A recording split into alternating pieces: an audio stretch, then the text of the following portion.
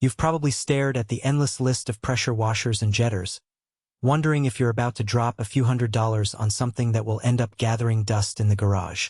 The fear of buying the wrong machine is real, especially when you need a tool that can actually handle a stubborn sewer line blockage one weekend and a driveway that's seen too many barbecue spills the next. You want proof that the unit you're looking at isn't just a marketing hype machine, that it can fit into the rhythm of your everyday chores without turning your budget upside down. Link is in the description if you want to check the product details on Amazon. So, let's dig into the Canpump 2-in-1 sewer jetter and gas pressure washer and see whether it earns a spot in your tool chest or ends up as another maybe later purchase. First off, the biggest draw of this Canpump model is the dual function promise. A 3,200 psi pressure washer that can also serve as a sewer jetter.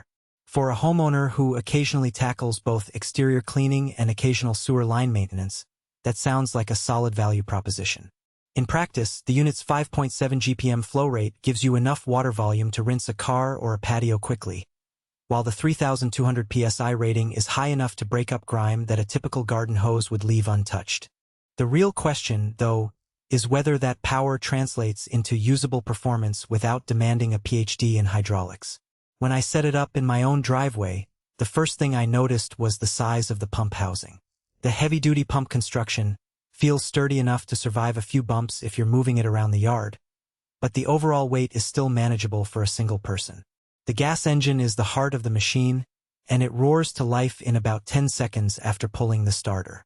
That quick startup is a genuine convenience if you're in a hurry to clear a clogged drain before guests arrive.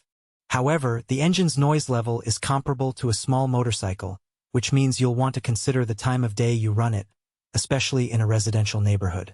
The upgraded extended bypass unloader is a feature that tends to get lost in the spec sheet but matters a lot when you're switching between pressure washing and jetting.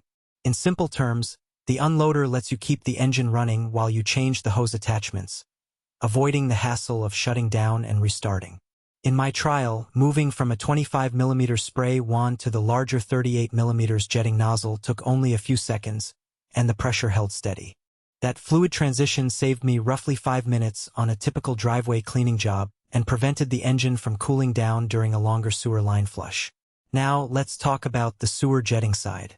The kit includes a set of high-pressure hose and a swivel head design to navigate the bends of a residential sewer pipe. When I ran the unit through a 3-inch PVC pipe that I had deliberately clogged with a mixture of hair, grease, and a few old rags, the jetter cleared the blockage after about 2 minutes of steady work. The water pressure was enough to push the debris forward without causing any pipe damage, which is a common concern for DIYers who fear they'll end up cracking their own pipes. If you're a homeowner with a single-family home and you've never hired a plumber for a simple blockage, this could be a cost-saving alternative.